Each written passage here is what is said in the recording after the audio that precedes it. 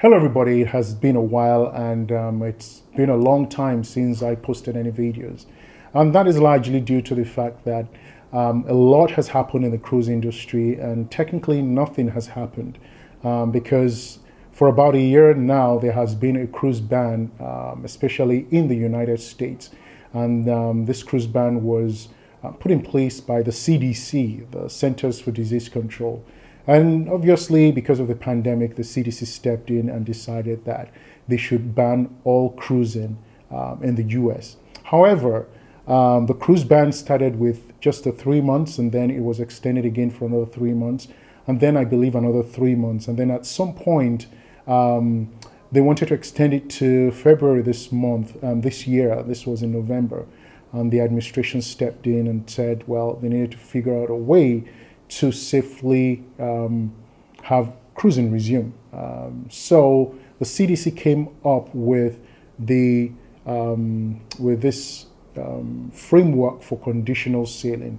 And what this framework for conditional sailing is really just a set of rules and policies and expectations that they want for the cruise lines to meet before they are able to cruise again. Unfortunately, this framework for conditional sailing has become another endless cruise ban, which is actually even worse than before. So you can imagine there's a lot of frustration, there's a lot of anger in the cruising industry. First of all, the cruise lines are losing money at an enormous rate, billions every few months.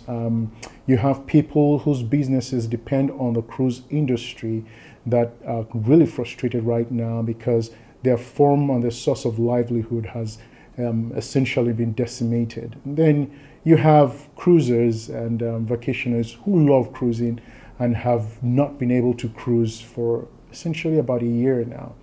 So there's frustration going on all around, and I can imagine it's not going to be easy for the cruise industry, neither is it easy for the CDC. But now is a great time to actually lift the ban on cruising for the following reasons.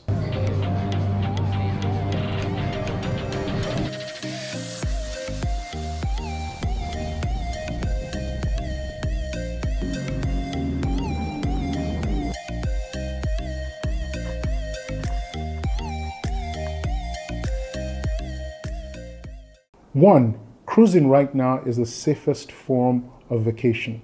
And the reason for this is simple. MSC Grandiosa, TUI Mindshift 2, some coaster cruises, Quantum of the Seas, few cruise lines that are actually in operation right now. And one of the things we've noted for MSC Grandiosa, because of the health measures they have in place, they have not recorded a single case.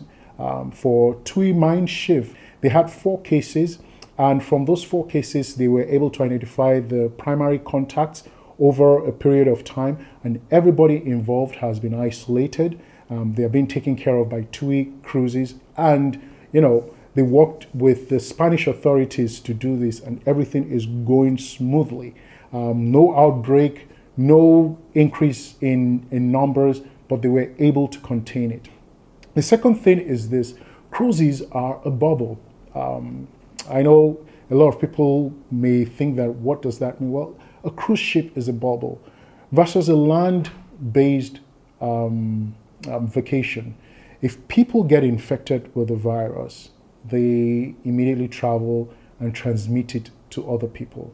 And again, there is no guarantee that if you go to a land-based resort that you'll be tested. You may be tested if you fly into the country, but to gain entrance into the resort, there is really no testing. So the resort may not be able to even identify if you have the virus or not. But for cruise lines, because of the health measures they have in place, they test you before you come in. And so once it is detected, they manage the outbreak. But the great thing about it is if you test positive and you're on a ship, you can't leave. So having an outbreak on a ship is actually a good public safety measure because everyone is contained in there. You can't just walk away after testing positive and spread the virus to other people who do not know you have it. So the cruise lines are actually an excellent bubble and a way to contain the spread of the virus. And like I mentioned in TUI Mindshift, they were able to trace all the people that came into primary contact with the 4 confirmed cases, and every one of them were taken to an isolation center where they have been treated, and they have been put on quarantine until they're okay, and they eventually test negative. I mean, right now they tested negative, at least the primary contacts tested negative, and they're going to put them on quarantine for the next 7 or so days. So a perfect bubble is what you'd find on a cruise line versus if it's a land-based vacation. The third reason is simple. Look, a lot of people depend on the cruise lines. A lot of livelihoods depend on the cruise line. People depend on the cruise line for their income, for their livelihoods, for the food they'll eat to provide for their families. Businesses that depend on the cruise industry, workers that work on cruises. You have so many people depending on the cruise industry. Recently, the U.S. reported poor or larger unemployment numbers.